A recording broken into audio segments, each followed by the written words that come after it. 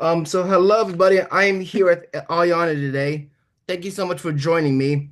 So first, I'd like to tell the listeners what event you enjoy competing in and how you first got involved in running. So my main event is 800 meters, and I started cross country when I was about 8 years old. So then I eventually moved to 15 and 800 meters around the age of 10. Yeah. That's fun. What inspires you to run? Um, there was definitely a bit of natural talent there. I got third at the school cross country with no training. And so I saw the benefit of doing something that I'm good at means that if I train hard at it, I can get reap the rewards basically. Um, so it just makes it a little bit easier if you've already got a bit of talent that you can then build on that and achieve your goals. So I think if I really think about it, I probably liked then not just being another kid at school, but being, oh, that's the girl that won cross country. So I liked the acknowledgement that I got from the hard training that I did as well when I was young. But now for me, as I get older, it's more about just mental health and the sense of community that you get through running and the opportunities that you get through running as well. That's fun. Do you find running helpful for your mental health as it is for your physical health? What's that? Sorry. Do you find running helpful for your mental health as much as it is for your physical health? Yeah, yeah, definitely. Yeah. Um, Do you have any pre-race rituals or certain playlists you go to before you run or race? Um, I used to like I think it's called Madian or Mardian. I'm not sure how you pronounce it. Music, kind of just um, probably like techno music's good, but yeah, I had a playlist when I was a lot younger, but I find that strangely enough, even though you'd think being older I'd not be getting nervous anymore, but I'm already sort of pumped up enough that I don't need music. So what do you just do, you just go just without anything then when you run? You just like run without anything usually? Yeah, so I think, yeah, a lot of runners do wear headphones while doing their training runs and things, but my coach believes that when you wear headphones, you're not letting your brain just shut off and have a break from, life. And so it's a good time to actually have just silence or just hear the birds or, you know, just hear nature and zone out for a little bit. So I think in this generation, there's so much external noise and internal noise in your mind as well that wearing headphones is actually just adding to it. I don't think I ever thought about that before. Hmm. So what is one piece of advice that you would give to someone interested in running? Start slow. Um, Baby steps and patience is the key. A lot of people get put off because they run for like half an hour, which is great and amazing that they manage to get to half an hour non-stop, but you'll probably have sore legs. You might not like the after effects of it because it's so hard. Um, and so the best way to start is a lamppost run. So you walk a lamppost, jog a lamppost, walk a lamppost, jog a lamppost, and then you eventually might run two lampposts or three, and then eventually, you know, up to 30 minutes. But it's just about taking it slow because you'll think that you're not good at running, but it's not that you're not good at running. It's just that you tried to progress yourself too quickly and already expected too much out of yourself when you started. Yeah. Do you have any upcoming races? So I've got probably just one more race, which is the National Track and Field Championships in New Zealand. So that's in Dunedin this year. And I've had two kids, so I'm coming back after having kids. So I'm not quite where I used to be. I used to be 207 for 800, and I started the season off with 219, and I'm down to 2:14. That's So pretty good. I'm hoping for 2:12, maybe even just under. We'll see. So what's it been like having kids and running still? Like, has that been a lot differently now, running as a mom now? Yeah, yeah, it's definitely more of a challenge. That the first challenge is recovering from childbirth. The second challenge is trying to fit in the running with a very busy schedule and um, building a new support network that has to be way more robust than a support network you've ever had in the past.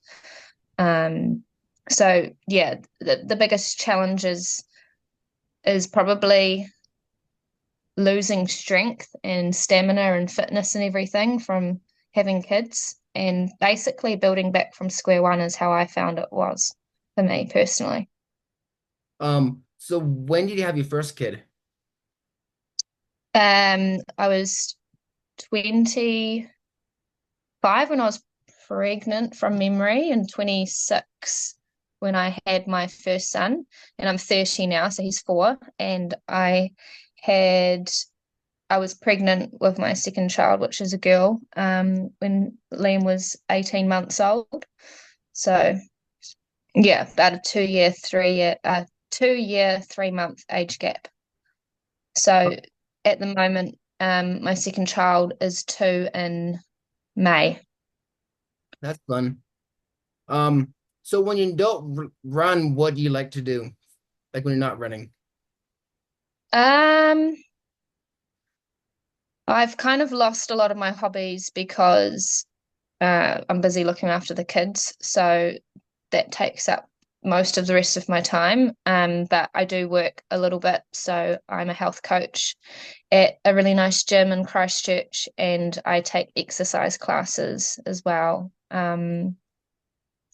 I used to like sewing. I used to sew my own clothes, like baking and cooking, which works well with running, obviously. Yeah, baking's probably the one I still do, as that's good for the children to get, home baked foods rather than processed foods.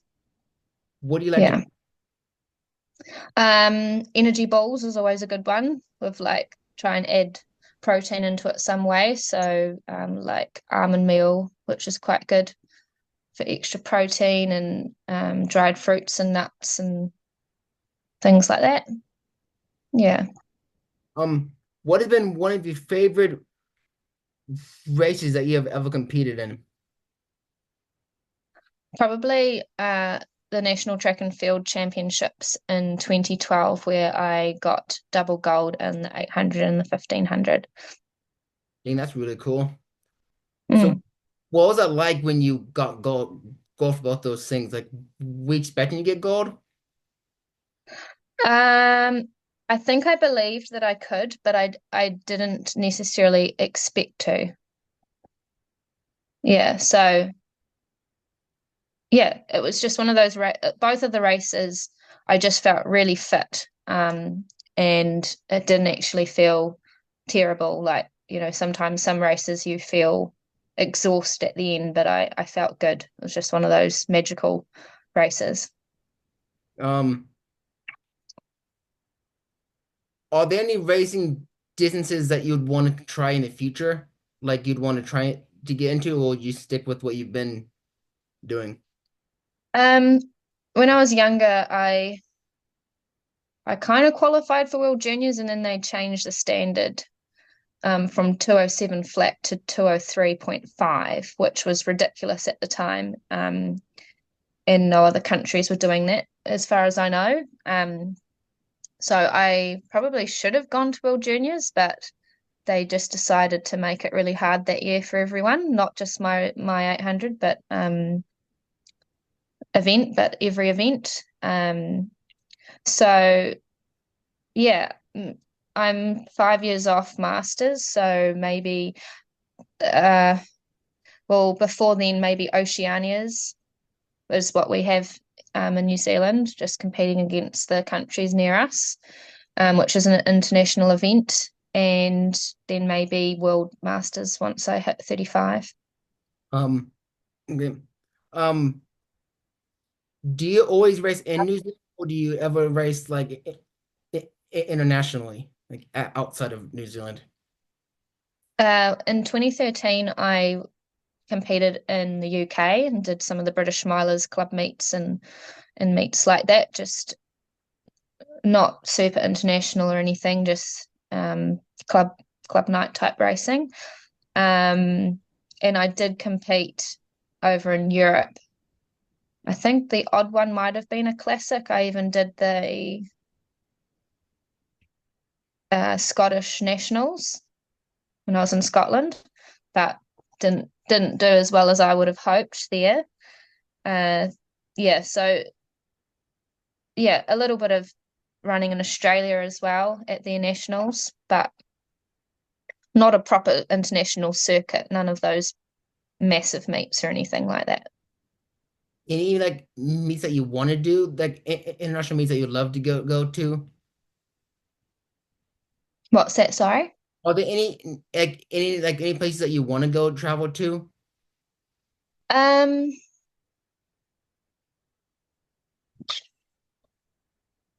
Not sure. I've done quite a bit of traveling.